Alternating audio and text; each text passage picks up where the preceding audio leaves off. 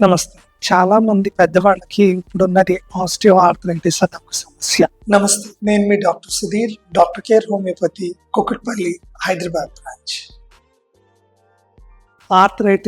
Osteo arthritis అంటే పెద్ద వయసు వచ్చిన తర్వాత జాయింట్స్ లో మీకు మార్పులు వచ్చే విధానాన్ని, దానివల్ల వచ్చే ఇబ్బందుల్ని మనకి గమనించి తెలుసుకుంటే మనకి పరిష్కారం సులువుగా ఉంటుంది.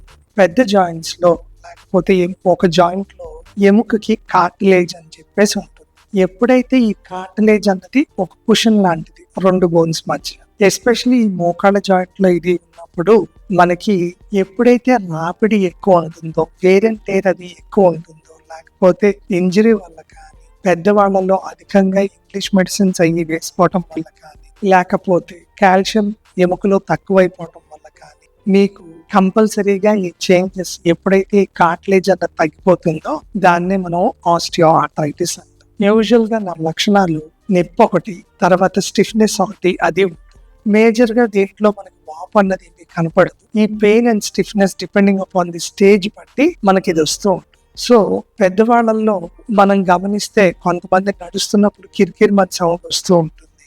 4 అడుగులు వేసినా కూడా వీళ్ళకి నొప్పిగా అది. ఫస్ట్ స్టేజ్ మనం ఆస్టియో ఆర్థరైటిస్ లో ఫస్ట్ స్టేజ్ అది చూసాము అంటే కార్టిలేజెస్ చేంజెస్ చాలా తక్కువగా ఉంటాయి. వీళ్ళకి అప్పుడప్పుడు నొప్పి వస్తూ ఉంటుంది. స్టిఫ్నెస్ కూడా పెద్దగా ఏమీ కనపడదు. ఇది స్టేజ్ 1 అంట. స్టేజ్ 2లో ఆ కార్టిలేజెస్ లో చేంజెస్ అయ్యి మనకు వస్తాయి. స్టిఫ్నెస్ అది పెరుగుతూ ఉంటుంది. ఇబ్బంది కొద్దిగా ఎక్కువ తెలుస్తూ ఉంటుంది. ఇది స్టేజ్ 2 అంట.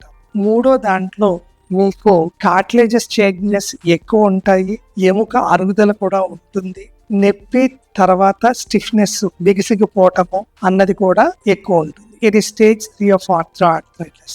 4వ దాంట్లో మనకి ఎముకకి రాపిడి ఎక్కువ అవటం వల్ల స్పేస్ కూడా తక్కువైపోయి కిరికిరి మధ్య శబ్దం కూడా కొంతమందికి మెజారిటీ అది వస్తుంది. సో లక్షణాలు బట్టి మెజారిటీ చూస్తే వీళ్ళకి నొప్పి పెరగటం వల్ల ఇబ్బంది కూడా పెరుగుతుంది.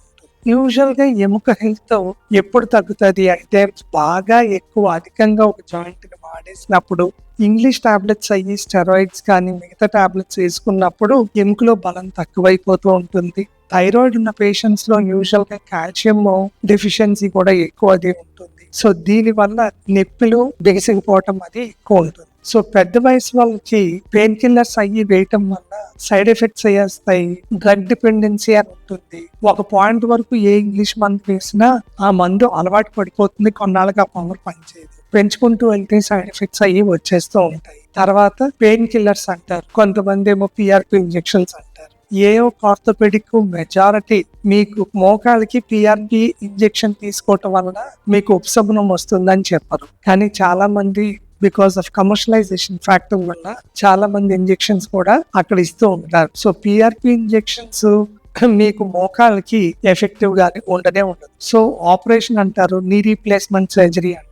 ఈ నీ రీప్లేస్మెంట్ సర్జరీ కాస్ట్లీది. తర్వాత ఫిజియోథెరపీ వల్ల ఉండే ఇబ్బంది. 3 సర్జరీ అయిన తర్వాత, మోకాలు మార్పిడి ఆపరేషన్ అయిన తర్వాత కూడా మీకు నొప్పి గమనిస్తూ ఉంటుంది. కానీ డాక్టర్ కేర్ హోమియోపతిలో మీకు ఇండివిజువల్ స్క్రీనింగ్ అది చేసి ఏ ఒక్క సైడ్ ఎఫెక్ట్స్ అయ్యి లేకుండా కంపల్సరీగా మీకు ఆ పెయిన్ కిల్లర్స్, స్టెరాయిడ్స్ లేకుండా మీకు అద్భుతమైన ఉపశమనం అది ఇస్తుంది. సైడ్ ఎఫెక్ట్ అది కూడా ఉండదు. శాశ్వత పరిష్కారం కేసు టు కేసు బట్టి. సో వెంటనే స్క్రీన్ మీద కనబడుతున్న ఈ నెంబర్ కాల్ చేసి మీరు డాక్టర్ కేర్ అపాయింట్మెంట్ తీసుకుని మీ సమస్య నుంచి బయటపడి. నమస్తే.